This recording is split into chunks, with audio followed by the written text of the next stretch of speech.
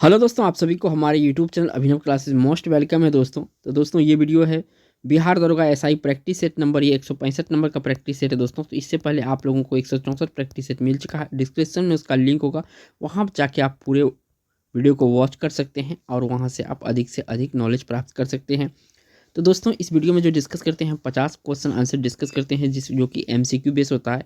इसमें आपका जीएस होता है इंपॉर्टेंट, इसके बाद जीके होता है और करंट का भी थोड़ा बहुत पार्ट शामिल करता हूँ। थोड़ा करंट इधर से कम करने लगा हूँ, जैसे ही नोटिफिकेशन आएगा तो नंबर ऑफ करंट बढ़ा देंगे दोस्तों, तो वहाँ पे क्वेश्चन भी मैं बढ़ा दूंगा। तो लेट नहीं करते हुए चलते हैं पहला क्वेश्चन पे। पहला क्वेश्चन स्क्रीन पे आ गया है, पूछा है कि अपने विरोधियों को प्रति किसने कठोर लौह एवं रक्त की नीति का पालन किया था। तो लौह एवं रक्त की नीति का जो पालन किया था दोस्तों, ये किया था बलवन। कौन किया था? बलवन। सी ऑप्शन क्वेश्चन का राइट आंसर हो जाएगा। बढ़ते हैं 2 नंबर क्वेश्चन पर। नेक्स्ट क्वेश्चन दोस्तों यहाँ पे 2 नंबर का पूछा गया है कि फिरोज फिरोज तुगलक के द्वारा लगाया गया सिंचाई कर उपज का कुल कितना भाग होता था। तो ये उपज का जो कुल भाग होता था दोस्तों, तो 1/10 होता था। कितना होता था? 1/10 होता था। तो यहाँ से डी ऑप्शन इस क्वेश्चन का राइट आंसर हो जाएगा। बढ़ते हैं आपका 3 नंबर क्वेश्चन पर।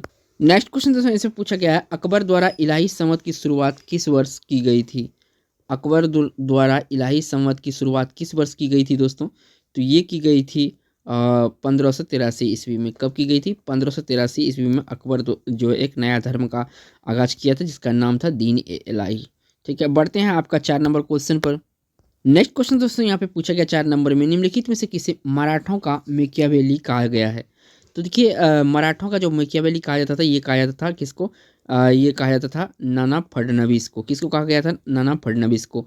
और दोस्तों आप लोगों से एक रिक्वेस्ट है, इस चैनल पे अगर पहली बार आए हैं दोस्तों, तो चैनल को प्लीज़ सब्सक्राइब कर लीजिएगा और बेल आइकन प्रेस कर लीजिएगा, ताकि आपको नोटिफिकेशन जो है हमारे वीडियो को आपको मिलते रहे। बढ़ते हैं आपको 5 नंबर क्वेश्चन पर।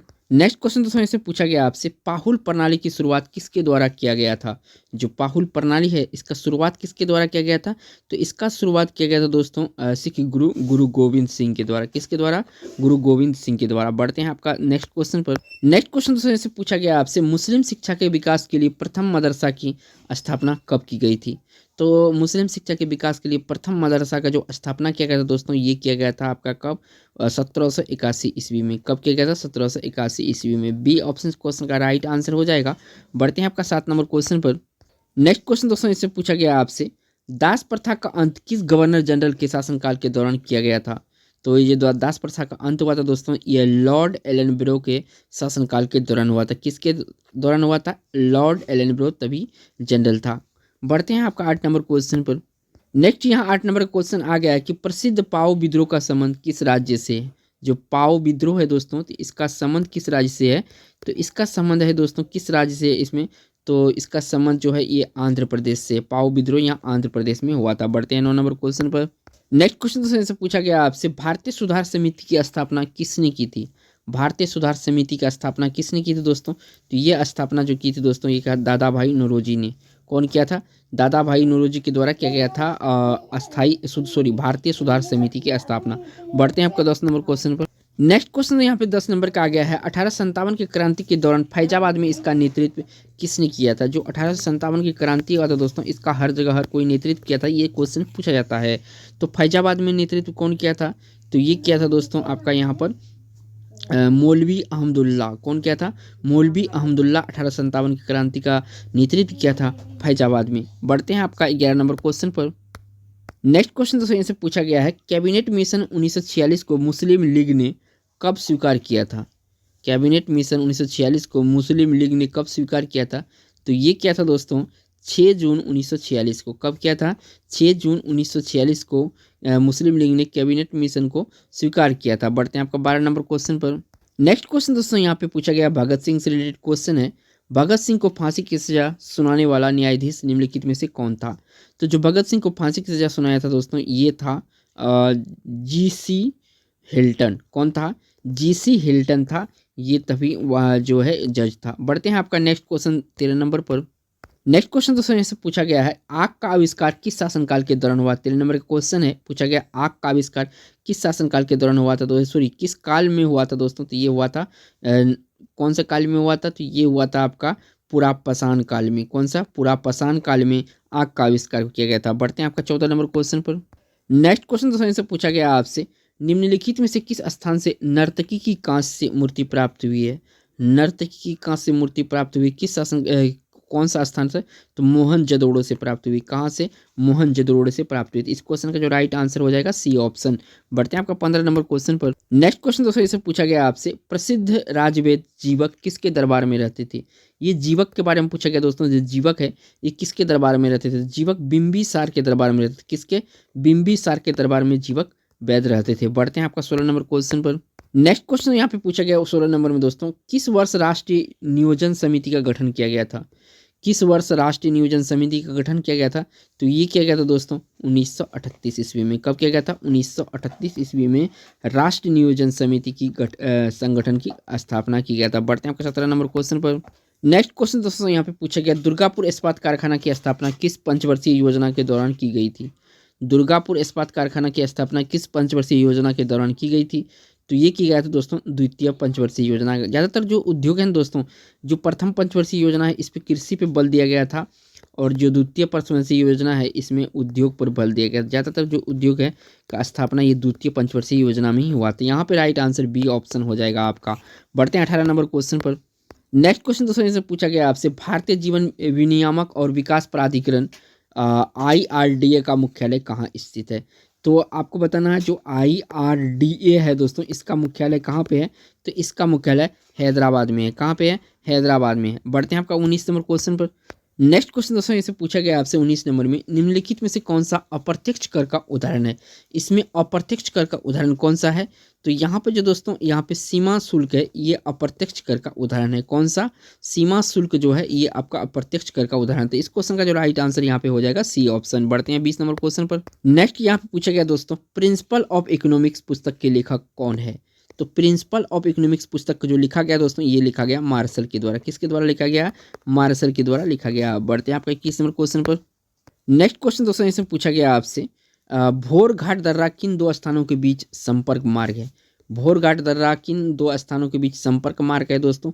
तो मुंबई और पुणे को जोड़ता है भोर घाट दर्रा। किसको?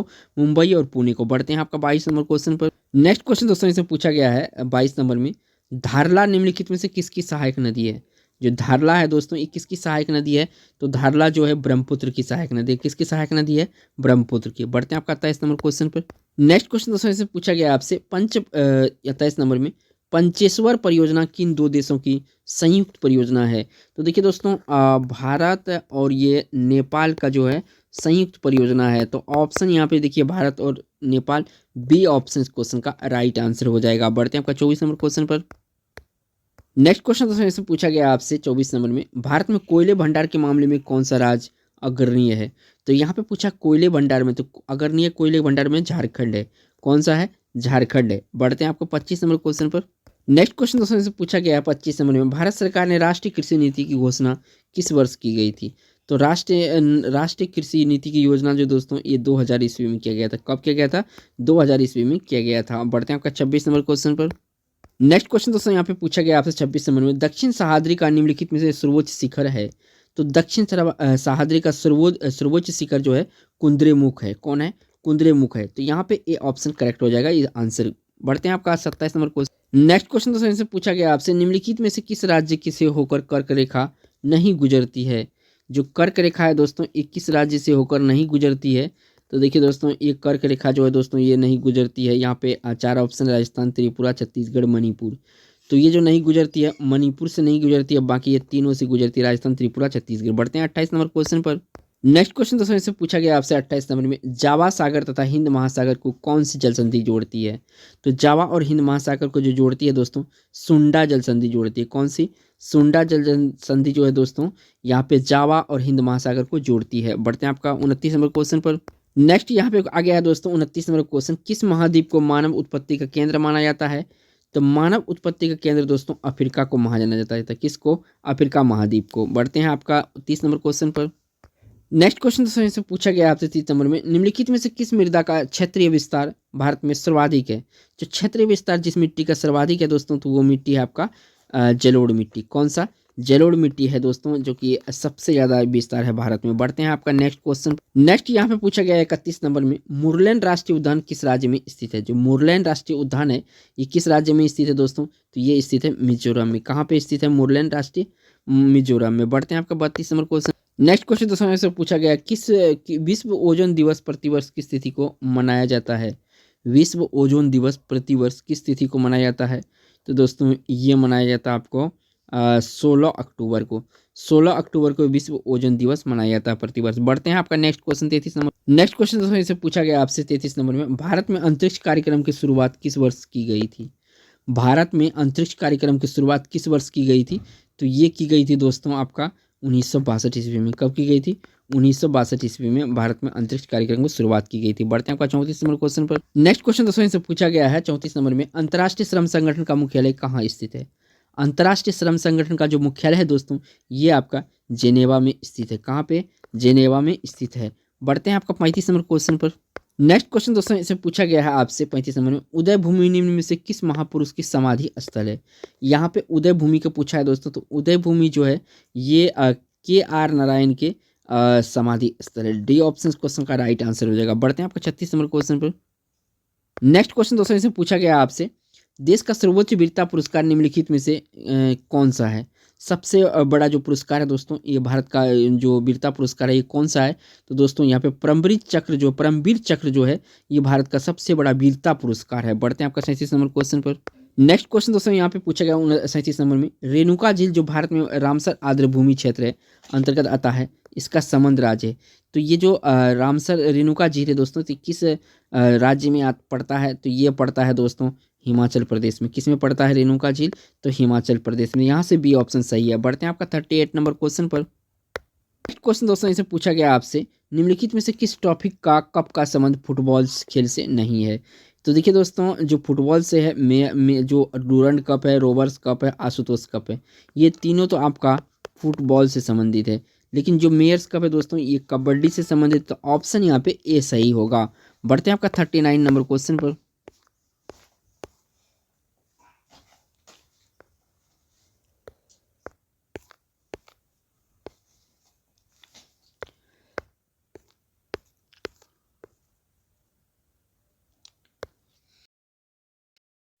41 नंबर क्वेश्चन है, पूछा गया क्वेश्चन में, किस संविधान संशोधन के तहत राष्ट्रपति के निर्वाचन मंडल में केंद्र शासित प्रदेश दिल्ली तथा पुडुचेरी के निर्वाचित सदस्यों का भी शामिल किया गया है? तो कौन सा संशोधन है दोस्तों? तो ऐसा किया गया है 17वां संशोधन में। कब किया गया है? 17वां संशोधन, यानी इस क्वेश्चन का जो राइट आंसर है सी ऑप्शन है। बढ़ते हैं 42 नंबर क्वेश्चन पर।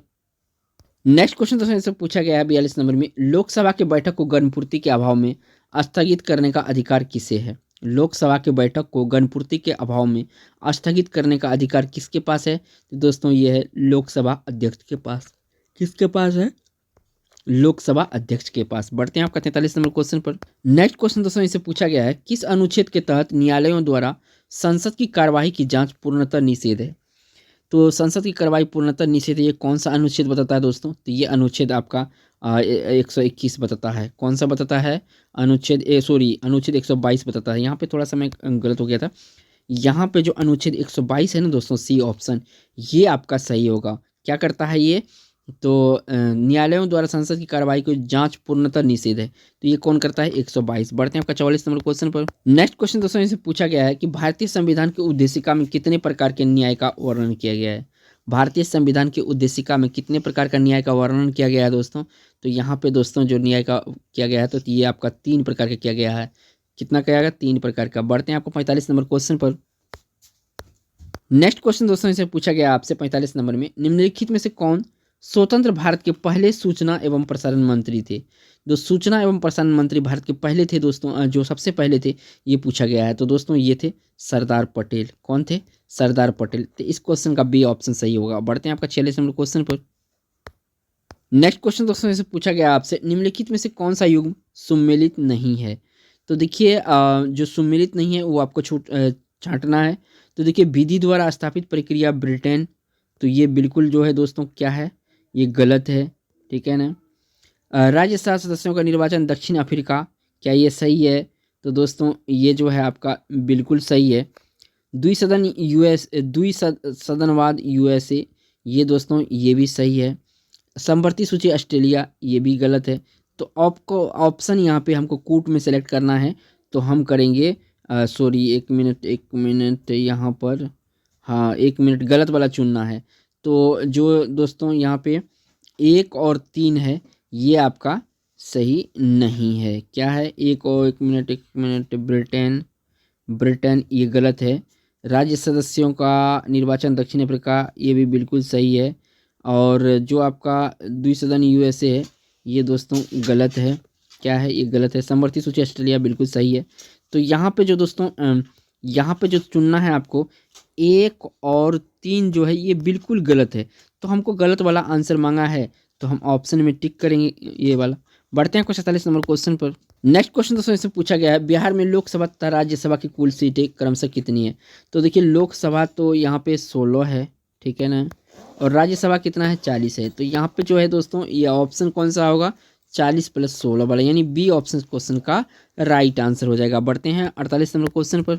नेक्स्ट क्वेश्चन दोस्तों इनसे पूछा गया आपसे, केंद्र राज्य संबंधों पर गठित सरकारिया आयोग का गठन किस वर्ष किया गया था? जो सरकारिया आयोग है दोस्तों, इसका संबंध क्या होता है? तो केंद्र और राज्य के बीच संबंध होता है, ये भी याद रखना है।